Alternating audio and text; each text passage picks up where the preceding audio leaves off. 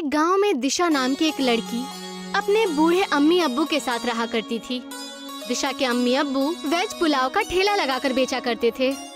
दिशा एक 20 साल की लड़की थी जो दिन भर किताबों में डूबी रहती थी। एक दिन उसकी अम्मी अनीता दीक्षा से बोली, तुम दिन भर किताबों में ही डूबी रहती हो, थोड़ा बहुत अपनी अम्मी के कामों में भी हाथ बटा लिया करो, निकाह के बाद ये तुम्हारे काम आएगा। ये आप कैसी बातें कर रही हैं अम्मी? घर का सारा कामकाज तो मुझे करना आता है। मैंने आपसे खाना बनाना भी सीखा है। अब्बू तो मेरे हाथ के बने हुए दावत की बेहद तारीफ करते हैं। वो तो मैं अच्छी तरह से जानती हूँ, लेकिन दिन भर किताबों में डूबे रहने से क्या हासिल हो जाएगा? भला आज तक किसी लड़की को पढ़ लिख कर कुछ मिला है क्या? अंत में तो उसे निकाह के बाद चूल्हा चौका ही संभालना पड़ता है। ऐसा नहीं है अम्मी, अगर मैं दिन भर किताबों में डूबी रहती हूँ तो उसकी भी एक वजह है। किताबें हमें बहुत कुछ सिखाती हैं। मैं इस जिंदगी में कुछ नया करना चाहती हूँ। दीक्षा की बात पर अनीता दिशा से कुछ बोलने ही वाली थी कि तभी वहाँ दिशा के अब्बू आ गए। अरे मेरी बेटी दीक्षा बिल्कुल सही बोल रही है। अनीता, उसे पढ़ने दो। मैं तो बस यही कहना चाह रही थी जी कि हमें दीक्षा को पढ़ा लिखा कर नौकरी थोड़ी न करवानी है, अंत में उसका निकाह ही तो करना है। ऐसा नहीं सोचते अनीता। अगर दीक्षा बिटिया शिक्षित हो जाएगी तो सोचो अपनी शिक्षा से उसे कितना फायदा पहुंचेगा। वो अपने पति के ऊपर बोझ नहीं होगी। और वैसे भी आजकल के दौर में लड़कियां पुरुषों से पीछे है क्या? वो पुरुषों के साथ कदम से कदम मिलाकर चल रही हैं। अब्बूजान, मेरे मदरसे में 2 दिन के लिए जंगल में एक टूर जा रहा है, क्या मैं जा सकती हूँ? लेकिन मौलाना ने 500 रुपए मांगे हैं। बेटी, मैं तुम्हें कभी मना नहीं करता, लेकिन तुम तो जानती हो आजकल धंधा कितना मंदा हो गया है। मैं तुम्हारे स्कूल की फीस भी कितनी मुश्किलों से जमा करता हूँ। टूर पर जाने के लिए स्कूल वालों ने कुछ अतिरिक्त रुपए तुमसे मांगे हैं, जो इस समय मेरे पास नहीं है बेटा। रमन की बात सुनकर दीक्षा का चेहरा उतर गया। अपनी बेटी का चेहरा देखकर रमन भावुक होकर बोला, लेकिन तुम फिक्र मत करो, कल मैं किसी न किसी से पैसे उधार मांगकर तुम्हें दे दूंगा। अब्बू की बात सुनकर दीक्षा बेहद खुश हो गई। ये क्या जी, अब आप दीक्षा के लिए पैसे भी उधार लेंगे? कोई बात नहीं, बेटिया पढ़ लिख जाएगी तो हो सकता है वो आगे चलकर हम दोनों का ही सहारा बने।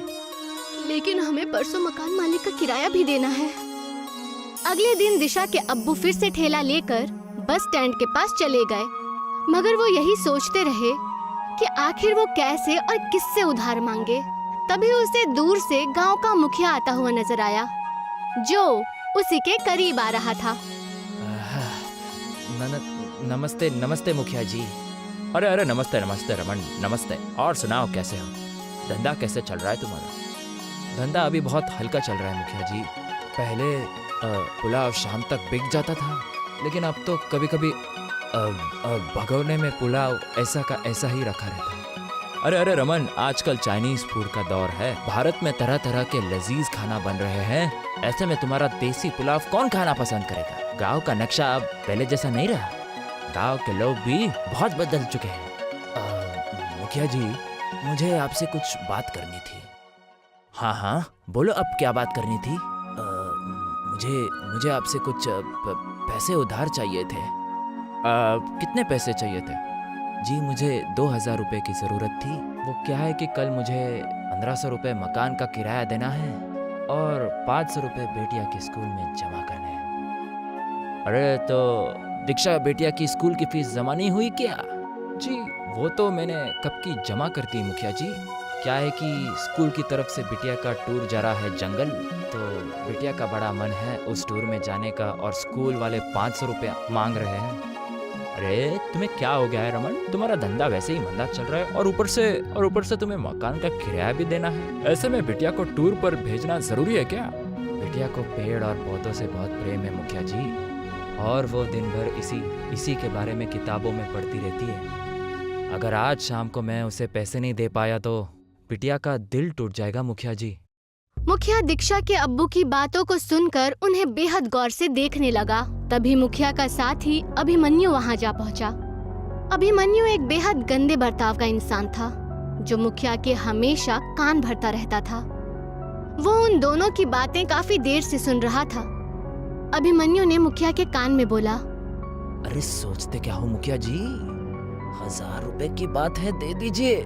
वैसे भी रमन का ठेला कम से कम 10,000 रुपयों का होगा। इस वक्त रमन का धंधा अच्छा नहीं चल रहा है, वो आपके पैसे नहीं चुका पाएगा। उसके बदले आप उसका ठेला रख लेना, पूरे 8,000 रुपए का फायदा होगा। अभिमन्यु की बात मुखिया के दिमाग में बैठ गई। अरे ये पैसे कब तक दोगे मुझे? मुखिया जी मुझे बस 2 महीने का समय दे दीजिए। इससे पहले मैंने आपसे ना जाने कितने बार पैसे उधार लिए, लेकिन हमेशा चुका दिए हैं। अरे उस वक्त की बात अलग थी रमन, लेकिन इस वक्त की बात अलग है। मैं कुछ समझा नहीं मुखिया जी। अरे देखो रमन, आजकल सभी का धंधा मंदा चल रहा है, मेरा भी व्यापार थोड़ा सा मंदा ही चल रहा है, तो इसीलिए मुझे पैसे जल्दी चाहिए। और दूसरी बात, मुझे गिरवी रखने के लिए भी कोई सामान चाहिए।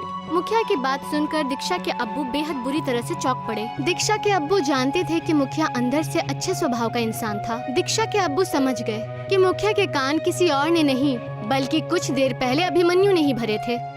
मगर दीक्षा के अब्बू मजबूर थे, क्योंकि मुखिया के अलावा गाँव में कोई भी 2,000 रुपए उसे उधार नहीं दे सकता था। मेरे पास क्या है मुखिया जी, गिरवी रखने के लिए सिर्फ एक किराए का मकान है। और क्या आपको मेरी जबान पर भरोसा नहीं है? अरे भरोसे के जमाने चले गए रमन, हमारा ये ठेला किस दिन काम आएगा?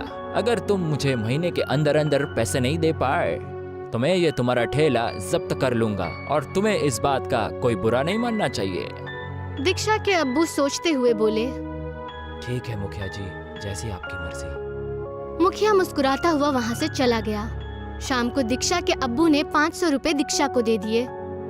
दीक्षा बेहद खुश होकर वहाँ से चली गई। दीक्षा के अब्बू ने सारा मसला दीक्षा की अम्मी को कह सुनाया। ये क्या किया आपने? आप बेहद अच्छी तरह से जानते हैं कि अभिमन्यु एक नंबर का बेईमान आदमी है। मुखिया जी एक अच्छे स्वभाव के और नेक दिल इंसान है। जरूर अभिमन्यु की तुम्हारे ठेले पर नियत खराब हो गई होगी। आखिर मुखिया जी आपका ठेला लेकर क्या करेंगे? वो जरूर आपके ठेले को अभिमन्यु को दे देंगे। जब आपके पास ठेला ही नहीं रहेगा तो आप क्या करेंगे? तब तक कोई ना कोई हल निकल आ जाएगा। वैसे भी हमें कल मकान मालिक का किराया चुकाना तो है ही। 1500 रुपए तो वैसे भी मुझे मुखिया जी से मांगने पड़ते हैं। अगले दिन दीक्षा जंगल के टूर पर चली गई। दीक्षा जंगल के घने दरख्तों को बेहद गौर से देख रही थी। तभी उसकी नजर एक बूढ़ी औरत पर पड़ी। उसने देखा कि वो बूढ़ी औरत केले के पत्तों में कुछ पका रही थी। केलों के पत्तों में से बेहद अच्छी खुशबू आ रही थी। दीक्षा अपने आप को रोक नहीं पाई और उस बूढ़ी औरत के पास चली गई। ये क्या है आंटी? ये केलों के पत्तों की बनी हुई बिरयानी है बेटी। ये कैसे मुमकिन हो सकता है? बिल्कुल मुमकिन हो सकता है बेटी, मैं इसकी रेसिपी को अच्छे से जानती हूँ। दीक्षा उस बूढ़ी औरत के चेहरे को गौर से देखने लगी। आपके चेहरे की झुर्रियाँ मुझे बता रही हैं कि आप इस जंगल की रहने वाली नहीं हैं और ये रेसिपी इस देश की नहीं है। तुम तो बेहद चालाक हो बेटी। तुमने कैसे अंदाजा लगा लिया? मैं दिन भर किताबों में पढ़ती रहती हूँ, मुझे कुछ नया सीखने का शौक है। तुम बेहद अच्छी बातें करती हो।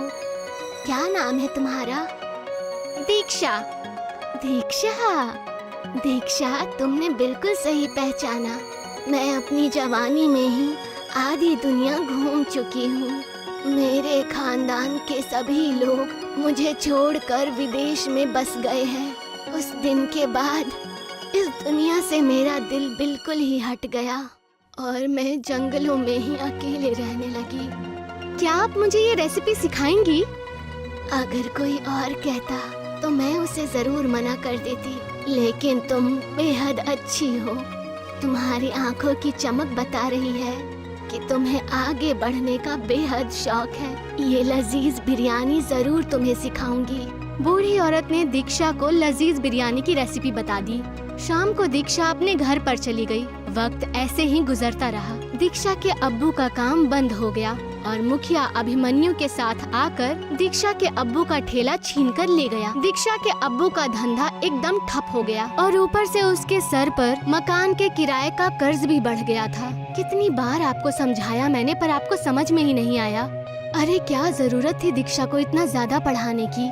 अब बताइए, दीक्षा को पढ़ा लिखा कर क्या फायदा मिला? कितने भी पैसे खर्च हुए हैं, अगर वो हम बचा कर रखते तो आज हमारे कुछ काम आते। अरे इसमें दीक्षा का कोई दोष नहीं है अनीता। तभी वहाँ पर दीक्षा आकर बोली, अब्बू जान, मेरे पास एक तरकीब है। कैसा उपाय बेटी? कुछ महीने पहले जब मैं जंगल के टूर पर गई थी तो मैंने वहाँ पर एक बूढ़ी औरत से बिरयानी की रेसिपी सीखी थी। मुझे लगता है कि अगर वही बिरयानी हम अपने गांव में बनाकर बेचें तो हमें बेहद मुनाफा होगा। ये कैसी बातें कर रही हो बेटी? तुम कहना क्या चाहती हो कि तुम्हारे पिताजी अच्छी पुलाव नहीं बनाते थे? अनीता, मुझे लगता है कि दीक्षा बेटी सही बोल रही है। मुखिया जी भी यही बोल रहे थे कि आजकल भारत में नई नई चीजों का दौर है। जब तक हम कुछ नया नहीं करेंगे तो ऐसे ही बिछड़ते रह जाएंगे। लेकिन दिक्कत ये है जी कि बिटिया की बात अगर मान भी ली जाए तो आप वो बिरयानी बेचोगे कहाँ? ठेला तो वो अभिमन्यु छीन कर ले गया। अब उसकी चिंता मत कीजिए अम्मी। मैंने अपने घर के मसले के बारे में अपनी टीचर से बात की थी। उनकी एक दुकान गांव में खाली पड़ी है। उन्होंने मुझसे कहा है कि जब तक तुम्हारे अब्बू के पैसों का मसला हल नहीं हो जाता तक वो हमें अपनी दुकान दे सकती है। दीक्षा की बात सुनकर दीक्षा के अब्बू खुश हो गए। अगले दिन दीक्षा अपने अब्बू को खेतों में ले गई और अपने अब्बू जान के साथ बेहद सारे केलों के पत्तों को तोड़कर दुकान पर ले गई। दीक्षा के अम्मी और अब्बू ने पहले से ही दुकान की साफ सफाई कर दी थी। दीक्षा ने केले के पत्तों में बासमती चावल और कुछ अन्य चीजें डालकर उन्हें अंगारों पर पकने के लिए रख दिया और कुछ ही देर में पत्तों की बिरयानी बनकर तैयार हो गई।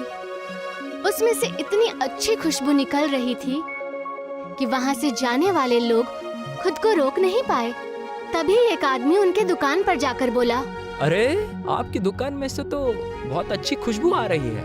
क्या ये कोई नई होटल है? दीक्षा के अब्बू कुछ बोलते उससे पहले ही दीक्षा ने उस आदमी से बोला, आपने बिल्कुल सही पहचाना, ये हमारा नया होटल है, केले के पत्तों की बिरयानी वाला होटल। वो आदमी तुरंत उस दुकान के एक टेबल पर बैठते हुए बोला, मुझे भी एक प्लेट खानी है।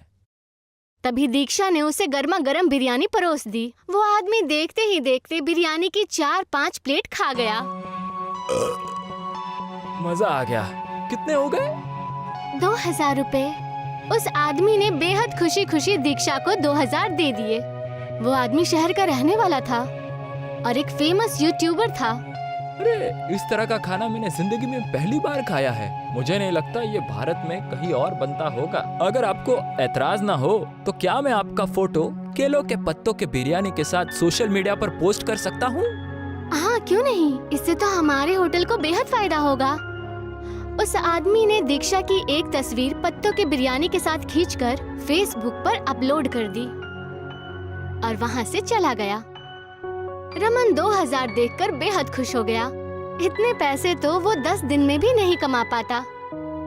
देखा अनीता, बिटिया का पढ़ना लिखना कितना काम आ रहा है। सोचा अगर हम इसे नहीं पढ़ाते तो हमारी क्या स्थिति होती। आप बिल्कुल सही कह रहे हैं। मुझे तो अपनी सोच पर बेहद शर्म महसूस हो रही है। कुछ ही दिनों में देखते ही देखते दीक्षा की वो फोटोज पूरे भारत में फेमस हो गई। दीक्षा के होटल पे दूर दूर से लोग केले के पत्तों की बिरयानी खाने के लिए आने लगे। कुछ ही महीनों के बाद दीक्षा के अब्बू ने वो दुकान दीक्षा की टीचर से खरीद ली। अब रमन का एक बेहद सुंदर मकान बन गया था और वो गांव केले के पत्तों की बिरयानी के नाम से प्रसिद्ध हो गया था। और ये बात अभिमन्यु को बिल्कुल भी रास नहीं आई और उसने मुखिया से बोला, अरे मुखिया जी, ये तो आपकी इंसल्ट है। आपके गांव का नाम आपके वजह से नहीं बल्कि दीक्षा की वजह से मशहूर हो रहा है। इससे पहले कि मुखिया अभिमन्यु से कुछ बोलता कि तभी मुखिया की पत्नी गुस्से में बाहर आकर बोली, अब तुम्हें घर में आने की कोई जरूरत नहीं है। अरे ये क्या कह रही हो तुम? अभिमन्यु मेरा साथी है। तुम्हारा साथी नहीं बल्कि तुम्हारा दुश्मन है। अरे तुम्हें तो दीक्षा को इनाम देना चाहिए। दीक्षा की वजह से हमारे गांव का नाम कितना मशहूर हुआ है। हमारे बच्चों को आगे बढ़ने की सीख मिली है और ये अभिमन्यु दिन भर गांव वालों के खिलाफ तुम्हारे कान भरता रहता है और तुम्हें भड़काता रहता है। इस अभिमन्यु की वजह से तुम्हारा नाम कितना खराब हुआ है, तुम्हें इसका अंदाजा भी है। मुखिया को अपनी बीवी की बात समझ आ जाती है। उसने अभिमन्यु को धक्के देकर घर से बाहर निकाल दिया। शाम को मुखिया और उसकी बीवी दीक्षा के अब्बू के होटल पर बिरयानी खाने पहुँचे। अरे मुझे माफ कर दो रमन, मैंने तुम्हारे साथ बहुत बुरा बर्ताव किया। अभिमन्यु की बातों में आकर मैंने तुमसे तुम्हारा ठेला भी छीन लिया। ऐसा नहीं है मुखिया जी, ये तो ऊपर वाले की लीला है। पैसा नहीं करते तो भला मैं इतना बड़ा आदमी कैसे बनता। लेकिन मैं कितना भी बड़ा क्यों ना बन जाऊं, आपसे हमेशा छोटा ही रहूंगा, क्योंकि आप हमारे गांव के मुखिया हैं। दीक्षा के केले के पत्तों की बिरयानी आज भी शहर से लोग खाने के लिए आते हैं।